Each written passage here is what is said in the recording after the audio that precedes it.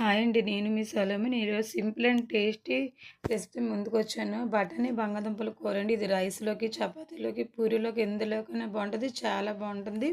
ఇప్పుడు ప్రాసెస్ చూద్దాం. ముందుగా స్టవ్ వెలిగించి కుక్కర్ పెట్టుకోండి. అందులో ఆయిల్ వేయండి ఒక 4 స్పూన్ల వరకు. ఇప్పుడు అది హీట్ ఎక్కాక పోపులు వేసుకోండి. నేను సింపుల్‌గా అన్నాను కదా! నా దగ్గర కరివేపాకు కూడా లేదండి. కరివేపాకు లేకుండా కర్రీ చేసేస్తున్నాను. అంటే మనం సింపుల్‌గా టేస్టీగా కూడా చేసుకోవచ్చు. ఇప్పుడు ఇవి వేగాక 2 టమాటాలు కట్ చేసి పెట్టుకున్నాను. అవి వేస్తానండి. ఇప్పుడు మనం ఈ టమాటా వేసాక ఒక 5 నిమిషాలు అలాగా సిమ్‌లోనే మగ్గబెట్టుకోవాలి.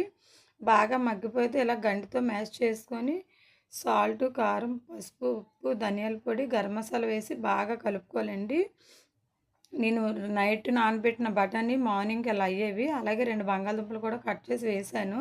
డైరెక్ట్‌గా వండేస్తున్నాను. కొందరు బాయిల్ చేసి వండుతారు. అలా కన్నా ఇలా ఉంటే టేస్ట్ చాలా బావుంటుంది. ఒక టీ గ్లాస్ అంత వాటర్ వేయండి. వేసి కరెక్ట్‌గా 4 విజిల్స్‌కి ఉడికిపోయిందండి. నేనైతే చేసిన ప్రాసెస్ మీకు చెప్తున్నాను. 4 విజిల్స్ తర్వాత మీ ఎదురుగా మూత తీసి చూస్తున్నాను చూడండి ఉడికిపోయింది. ఇదైతే రైసు, చపాతీ, పూరీల్లోకి చాలా బావుంటది. మామూలుగా మనం చాట్‌లా కూడా చేసుకోవాలంటే పైన గార్నిష్ చేసుకొని తినేస్తే చాలా బావుంటుంది. తప్పకుండా ట్రై చేయండి. నా ఛానల్ లైక్ చేయండి, సబ్స్క్రైబ్ చేయండి.